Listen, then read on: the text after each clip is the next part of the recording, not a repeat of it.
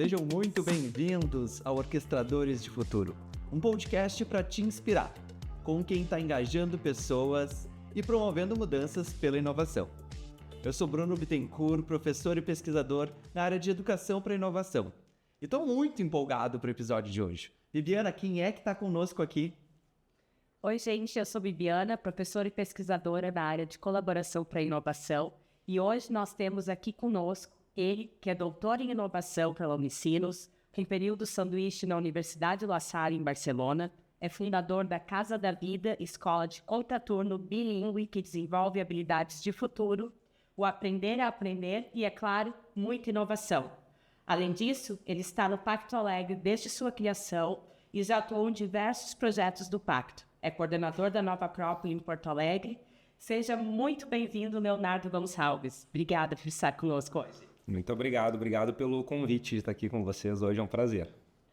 Léo, a gente vai começar então querendo saber um pouco mais quem é que é tu na orquestra. Quem é o Léo nessa orquestração toda? Legal. Bom, essa analogia com a orquestra é muito legal, né? E a gente tentar se enxergar dentro dela, assim. Eu vejo o seguinte, né? Porto Alegre é um sistema muito pujante, assim, então tem muitos atores. Eu vejo que esse papel que eu fui fazendo de pesquisa, de conhecer outros ecossistemas, porque o meu doutorado foi justamente estudar os ecossistemas de Medellín, de Barcelona e o de Porto Alegre, né? Eu vejo que eu fui me configurando para ser um ator nessa orquestra, assim, que dê aquele tom estável, de fundo, assim, sabe? Que ajude a colaboração a acontecer. Então eu me colocaria hoje como um violoncelista, sabe? Aquele fundo, assim, que mantém a continuidade, que junta as pecinhas, não é aquele ator principal que vai lá na frente, que aparece tudo, mas que conhece como que é o funcionamento e ajuda o andamento dessa orquestra. Então eu vejo que é um papel daqueles que vão conhecendo como fazer um ecossistema, porque essa ideia toda de trabalhar em conjunto, ela é complexa, né? Eu acho que hoje é o jeito mais refinado que a gente tem de fazer inovação e que a gente tem estudado e conhecido sobre eles. Então, é bonito e merece todo esse saber trabalhar junto, assim, que é uma habilidade incrível, né? Que a gente vai descobrindo ela, assim. Léo, te ouvindo, eu fiquei pensando, para quem não conhece, o Pacto Alegre é um movimento para transformar a cidade de Porto Alegre num grande ecossistema de inovação, que envolve governo, universidades, empresas, sociedade civil. E aí tu estava falando justamente sobre essa articulação, né, aí na orquestra, e como transformar tudo isso numa melodia com os diferentes instrumentos e músicos. O que tu enxerga, assim, que foi o crucial ao longo desse processo do Pacto Alegre nos últimos anos para garantir, né, essa inovação, manter essa inovação dentro da cidade e essa articulação constante com os diferentes atores? Legal. O Pacto, ele nasce em 2018, né?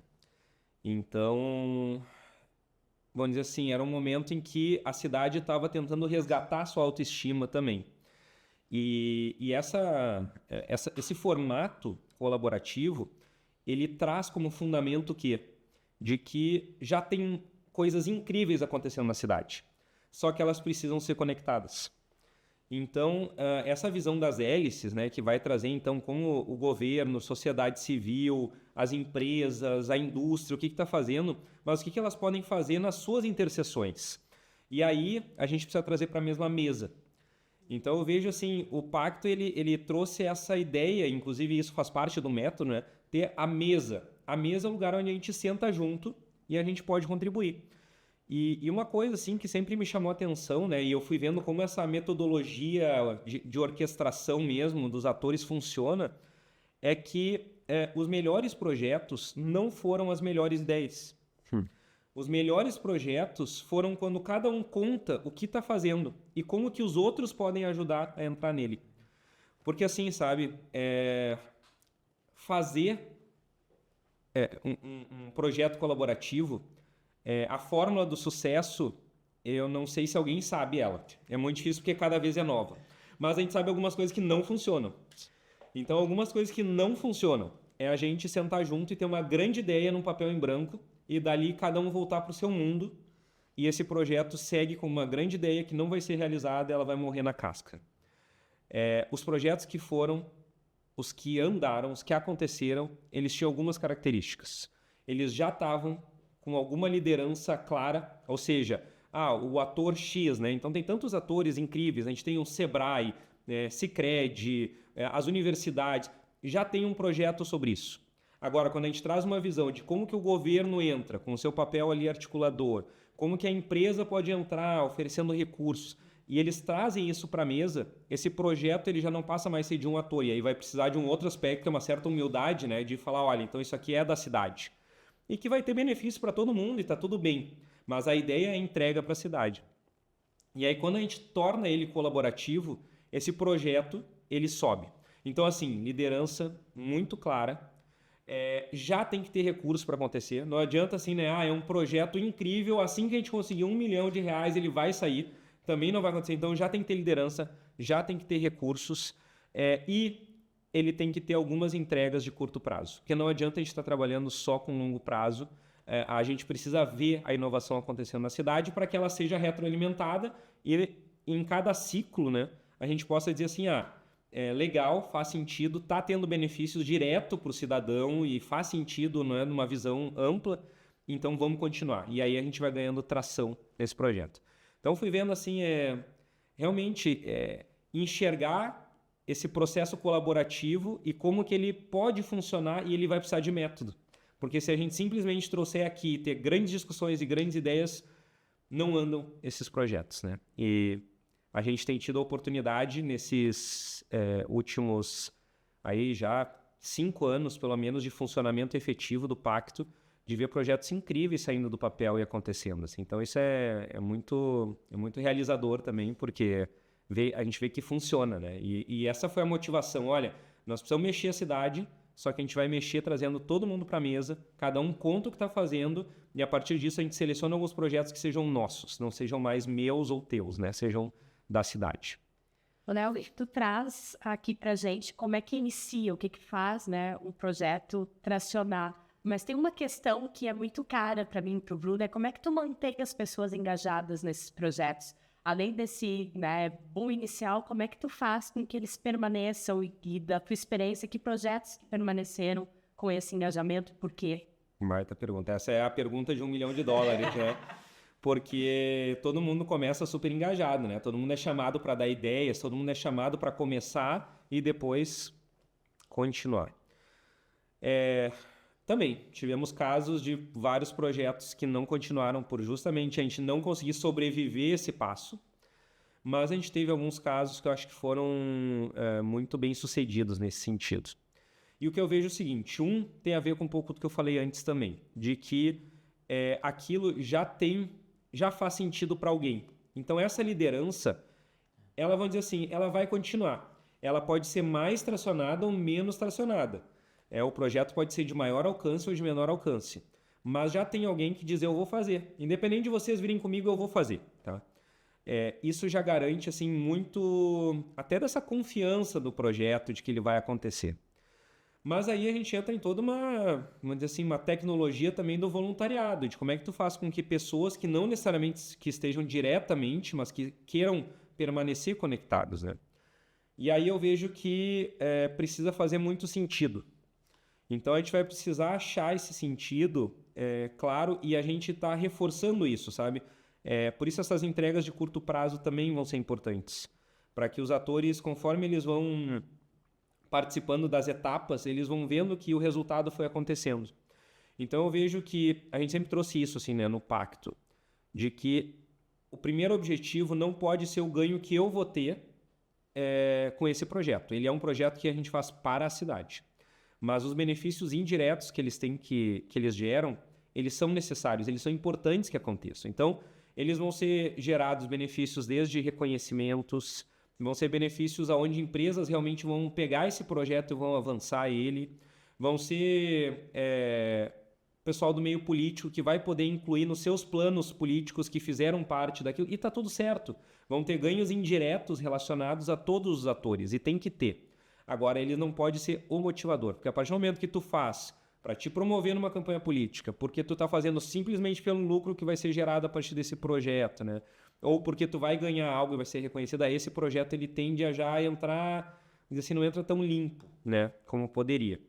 Agora, ele é o desafio, eu diria assim, não tem uma resposta para isso, muitos projetos ainda hoje não aguentam viver isso, mas quando a gente consegue ter essas entregas um pouco mais curtas e ter benefícios indiretos sendo, vamos dizer assim, expandidos, chegando em mais pessoas, tem muito mais chance disso crescer, né? E é claro, essa ideia que eu falei de propósito e de sentido, assim, né? Onde a gente sente que a gente está fazendo algo pela cidade e isso gera benefício para todo mundo. Porque a partir do momento que a nossa cidade ela passa a ser reconhecida como um lugar legal, um lugar que as pessoas querem vir morar. Hoje, foi parte da minha tese isso, né? Tem tanta mobilidade no mundo hoje que as pessoas escolhem os lugares que querem morar e depois o que querem fazer da sua vida profissionalmente. Então, que Porto Alegre possa ser um lugar atraente sobre várias perspectivas, isso também vai gerar benefícios indiretos, né? Então, vamos dizer assim, a gente está gerando processos que a longo prazo são muito sustentáveis. O desafio é justamente essa transição do curto prazo, né? Como é que tu faz para aquelas pessoas que vão trabalhar agora, nos próximos meses, e que têm seus trabalhos, têm suas empresas, conseguem fazer. Então, muitos projetos, por exemplo, aconteceram a partir do momento que uma empresa acredita tanto naquilo que ela cede um funcionário. Ela cede horas desse funcionário, né? O parcial, pelo menos. As universidades fizeram muito isso, né? Elas cederam horas de professores para que estivessem participando desse projeto. Por quê? Porque faz parte numa estratégia mais ampla, mas a curto prazo ela acredita tanto nisso que ela banca, né? Mesmo da prefeitura, do governo do estado, aqueles que participaram cediam horas de profissionais que, vamos dizer assim, é o recurso mais escasso, porque de financiamento também, a partir do momento que tu tenha pessoas que montem um projeto legal, tu consegue financiamento. Estrutura, tem muita estrutura ociosa que a gente consegue também alocar, mas esse curto prazo é o mais difícil, sabe? Porque a longo prazo todo mundo vê que faz sentido. Agora, manter esse curto prazo realmente vai ter que ter essas lideranças fortes que acreditem em... Como é que a gente brinca, né? Tem os que colocam ovo, tem os que colocam bacon, né? Então, tem que ter aqueles que acreditam e colocam um pouco nesse começo para fazer essa onda inicial. Que incrível. Eu fiquei pensando muito assim nessa palavra que tu trouxe do sentido, né? E do sentido individual e coletivo. E aí, voltando à analogia da orquestra, como é que a gente consegue saber ali dentro, cada um com o seu instrumento, cada um de acordo com as suas aptidões, o que consegue fazer e para contribuir para algo mais macro, né? E aí fiquei pensando no sentido e muito também na sustentabilidade que tu trouxe, né? Como é que a sustentabilidade é o sentido de continuidade, de manter. E aí a pergunta que eu quero fazer aqui, até seguindo nessa linha, mas aproveitando toda a tua trajetória que vai para além do pacto, a gente sabe que tu tem várias frentes, tanto na área da educação como na área da filosofia. Como é que a educação e a filosofia nos ajudam também a promover a inovação? Boa pergunta. Bom, eu acho que isso passa por alguns aspectos, assim, né? Mas uma coisa, assim, que me chama bastante atenção é que justamente esse movimento a gente fez questão do pacto, até então, pelo menos nos 5 anos, não sei se vai ser sempre assim, mas nesse começo, ele é totalmente voluntário, no sentido de que as pessoas estão ali porque acreditam nisso e estão fazendo esses trabalhos tendo as suas fontes de renda, né? E não dependendo disso. A gente diz que não sabe se vai ser assim porque isso é o que serviu até aqui. Não sei se ele se estrutura. Medellín, por exemplo, foi num modelo até um tempo, depois ele criou toda uma estrutura autofinanciada e tal, que fez sentido. Mas Porto Alegre ainda está nesse modelo que é voluntário. O voluntariado é uma coisa incrível porque ela vai trabalhar o seguinte, né? Aquele que mais pode, mais oferece. Então esse é um princípio filosófico que sempre foi daquele que governa, é aquele que mais pode oferecer. Até tem uma frase que sempre me chamou a atenção, assim, eu tenho hoje na minha empresa lá, que é assim, seja generoso, só os fortes dão. Essa é uma frase que me pega muito, porque assim, se eu consigo oferecer, é porque eu tenho força para oferecer. Então, eu vejo que um processo colaborativo desse, ele pede que aqueles que possam dar mais, ofereçam mais, de forma natural, porque acreditam nisso, e que tenham força para oferecer. E aqueles que não possam, vão receber. Mas, entende, é um grau de generosidade. Quando tu vai crescendo, e aí acho que entra esses diferentes atores da orquestra, assim, tu vai tendo um papel principal dentro da orquestra, conforme tu vai podendo oferecer mais. Então, é uma questão de quanto tu foi gerando as condições para isso. E tranquilo, eu cheguei em momentos em que eu disse, olha, agora eu preciso dedicar um pouco para questões também privadas, pessoais, para que eu gere estrutura para poder oferecer mais para a cidade também.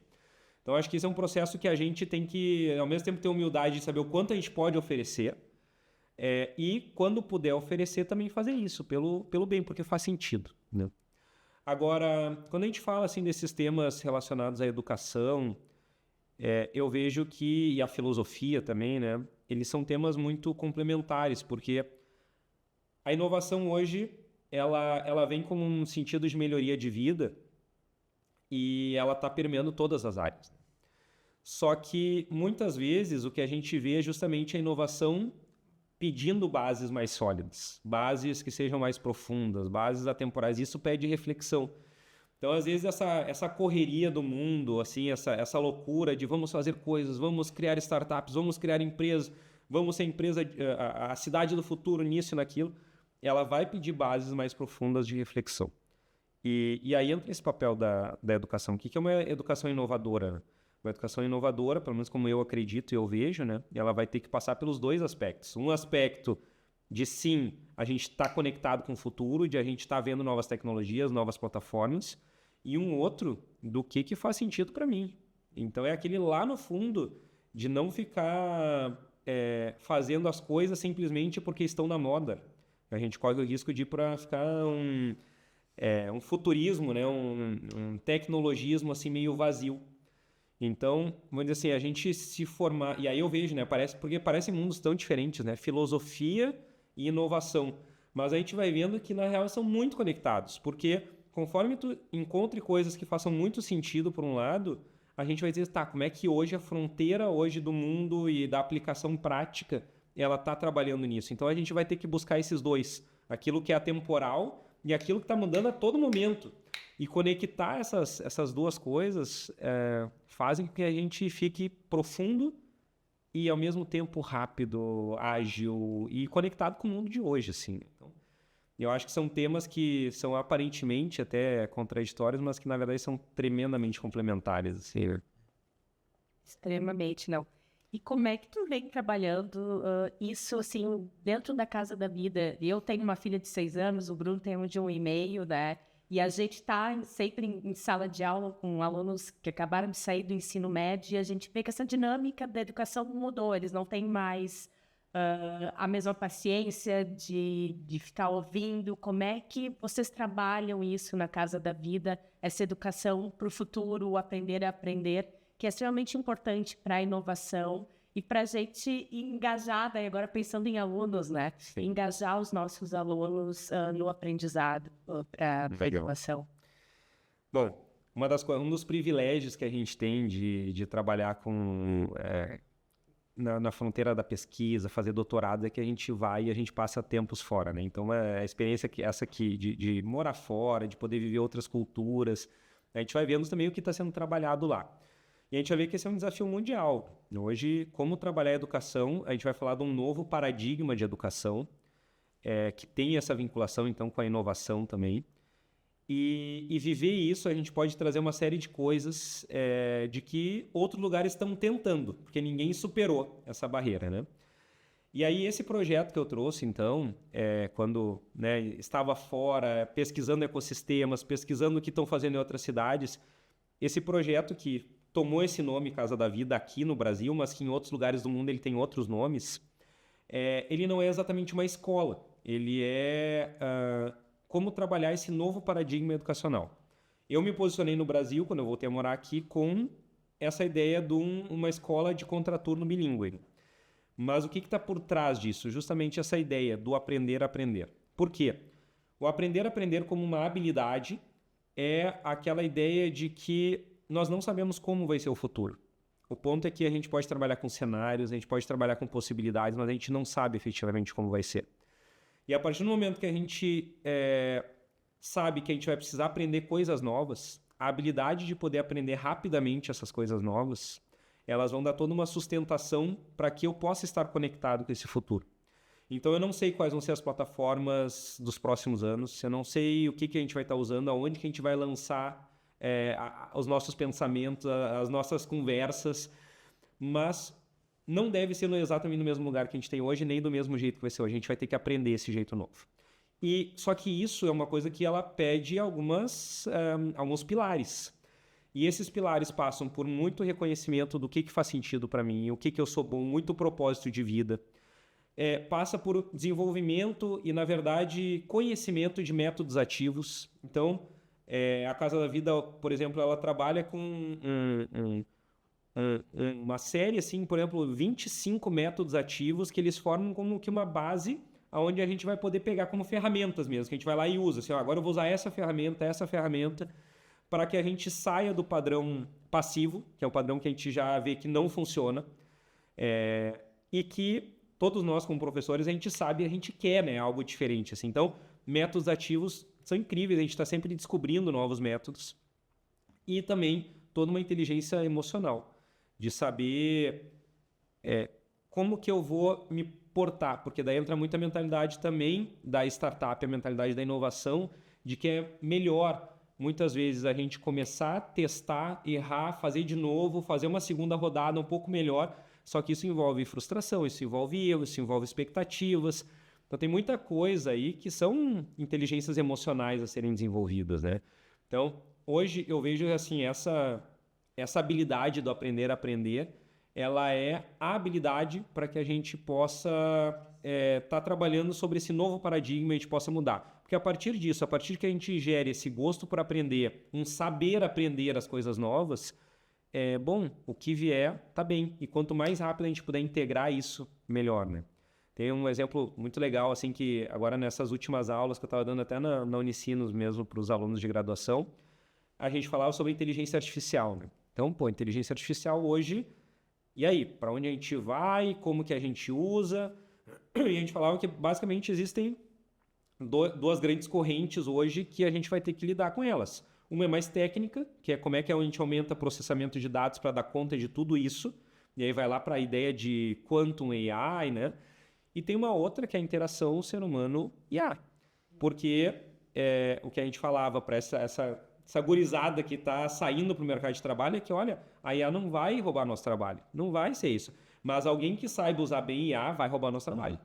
Porque vai ser muito mais ágil. Então, como que a gente aprende rapidamente isso, né? Como é que a gente vai lidar? Como é que a gente... Essas são todas perguntas hoje que estão no panorama. E a gente não vai poder nem ignorar por um lado e nem querer se atirar sem reflexão por outro, assim, né?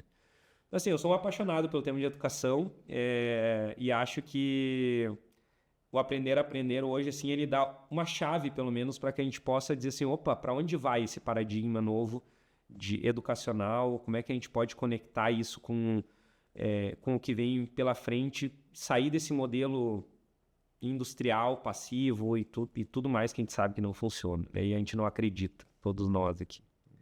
Que incrível, Léo. Acho que faz a gente parar, refletir, pensar e eu fico super empolgado, assim, também, de alguma forma, como esses modelos educacionais e principalmente o quanto a educação vem sendo discutida para além dos ambientes formais de educação, né? De uma maneira geral.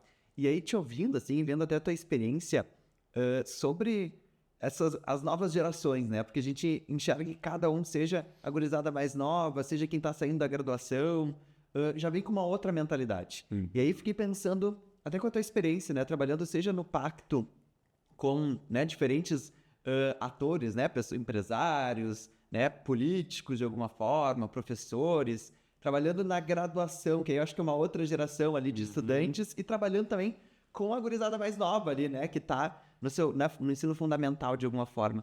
Que diferenças tu enxerga, assim, até de mentalidade para inovação, para colaboração, para sustentabilidade, de algum jeito, entre essas gerações? A gente sabe, né, que não existe, né, uma geração melhor do que a outra, de maneira assim, mas um pouco dessas diferenças entre eles, eu fiquei curioso, assim, para ver tua percepção. Legal.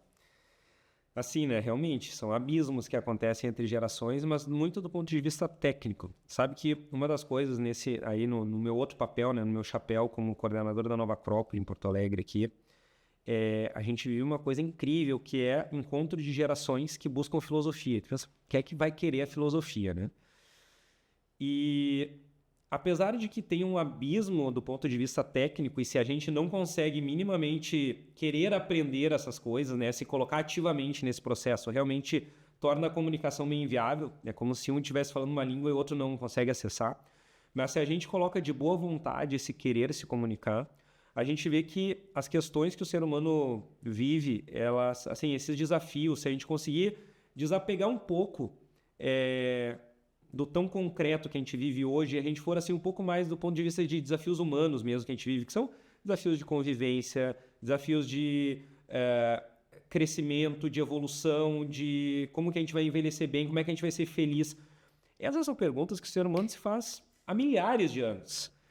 Então, assim, não é 20 anos, 30 anos de diferença que vai fazer com que a gente seja tão diferente assim. Porque as inquietações que batem num e no outro, assim, são muito parecidas, né? Só que a linguagem é um pouco diferente, né? Então eu vejo, assim, a necessidade de a gente se colocar ativamente como que querendo falar essa língua que seja escutada, né? E essa eu vejo que é uma linguagem muito relacionada a ser uma linguagem muito de coração. Como é que tu vai falar com o jovem? Aí tem que falar com gíria, tem que falar com isso. Como é que tu vai falar com um graduando, com um pessoal mais idoso? Tu tem que falar de coração. Porque uma vez que tu coloca isso, tu gera esse encontro de gerações e tu permite que, vamos dizer assim, passe essa casca. E passando essa casquinha, que às vezes ela pode não só ser de idades, mas ela pode ser cultural também, isso vai acontecer da mesma forma, assim, né? Então pega diferentes países, diferentes regiões, diferentes línguas. Mas quando tu consegue passar essa casquinha, tu consegue acessar, e tu vê que as inquietações são muito próximas, isso nos une, né? E isso faz com que a gente possa ter conversas aí muito mais legais. Então, por exemplo, toda essa conversa que a gente falava antes sobre IA, lá no fundo, é uma questão que nos inquieta a todos, assim, do tipo, como é que vai ser a minha relação com o trabalho?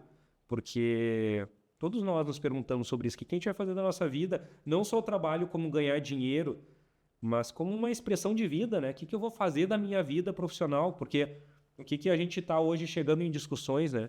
De que talvez hoje a máquina dê tanto conta das questões sobrevivência que a gente não precise mais para isso. Então a gente está discutindo, como é que vai ser então um salário que todo mundo recebe? Ou seja, não é esse o trabalho que a gente está falando, qual é o trabalho enquanto fundamento, como expressão de vida? Isso nos cabe a todos, porque ninguém quer parar, o parar de trabalhar completamente, mesmo que a gente não precise, se a gente fizer uma reflexão mais profunda, não tá vivo na sociedade, tu não te expressar, é quase um chamar, eu não quero mais fazer nada, eu quero morrer, porque eu não quero mais... Se tu não quer fazer nada, tu tá dizendo que tu não quer mais viver. Então, isso pega todo mundo, né? O que eu vou fazer para me realizar? O que vai gerar para mim esse bem-estar? Então, a gente começa a gerar... Se a gente dá um passinho à frente nessas coisas, a gente consegue gerar essa comunicação. Então, eu vejo assim, apesar de ser diferente, esse esforço, ele recompensa, porque aí também tem muita experiência. E aí, é claro, né, a gente precisa, isso é muito importante, eu vejo nessa orquestração dos dois lados. Porque se por um lado a gente vai precisar da humildade do jovem, de saber de que apesar de que a outra geração não usava IA, não usava tal plataforma, não era tão rápido nas redes sociais, mas tem muita experiência de vida, o antigo também vai ter que ter essa humildade de saber que, olha, tem uma geração nova vindo com muito gás e querendo esse sentido de esperança, assim, né? Porque eu vejo esse é o papel, assim, nesse encontro de gerações, numa orquestração de uma cidade, os mais antigos, eles têm que acreditar e dar esse sentido de esperança e de que, tipo, tenta de novo, né? Não pode ser aquele velho escaldado, assim, não dá mais, aí te já tentou e não funcionou, né? E o novinho não adianta falar também assim, tudo que fizeram não funcionou e agora eu vou fazer novo porque agora vai dar certo, né? Então, se a gente consegue ter um pouquinho de humildade dos dois lados, assim, a gente torna incrível. E uma cidade, eu vejo assim, um ecossistema de forma geral, né? Mas eu dou a delimitação de cidade porque eu estudei ecossistemas em cidades, eu acho incrível esse tema, assim. Então, mas para a gente ter uma cidade forte, potente, o encontro de gerações faz toda a diferença. Porque não adianta ter uma cidade muito jovenzinha que acha ainda que vai dominar e uma também que vai ficando velha e perde essa juventude, assim. Então, essas duas caras, né? A mitologia, entra um pouco filósofo que gosta, né? A mitologia, ela fala dessas duas caras, que era símbolo de uma divindade romana, que era Janus, que tinha uma face velha e uma face jovem, na mesma divindade, representando a experiência do passado e essa juventude e pujança dos inícios, né? E tem que ter os dois, tem que ter os dois. Eu acho que tu traz em foco o que é muito, que para mim remete muito à colaboração, que é o propósito, é o que essas gerações vão enxergar como um objetivo em comum e daí andar nesse sentido, que é o básico da colaboração. Perfeito. Tem um objetivo em comum, que não... E esse é o ponto, né? Ele é tão simples que a gente não fala, né? Vamos dizer assim, ele é simples, mas ele é fundamental, não é simplista, né? A principal coisa quando a gente foi fazer no pacto, olha só, que simples e que importante, era de que a gente precisava ter um objetivo que unisse esforços.